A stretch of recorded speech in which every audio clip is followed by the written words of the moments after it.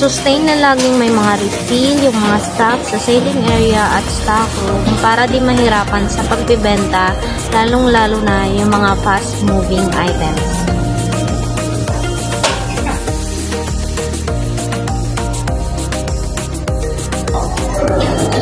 Panatilihing maayos, malinis at organized ang mga booklets, brochure at resibo para mabilis makita kapag kailangan. Ganun din sa cashier area, iwasang maglagay ng mga hindi kailangan para hindi marumi tignan.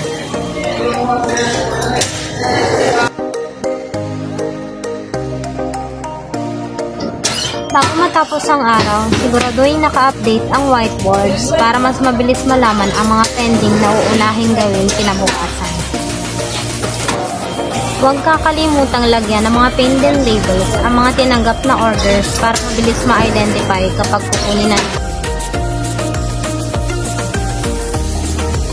Sustain na maayos at may mga hanger number ang bawat item para mas mabilis ayusin at ma-identify ang bawat isa.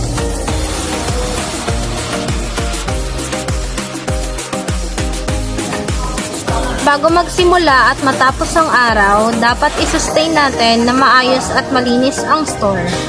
Ugaliing magwalis, magpagpag ng alikabok at magmop. Yan ang ilan sa mga gawain na dapat nating i-sustain sa pang-araw-araw para sa maayos, malinis at organisadong pagtatrabaho.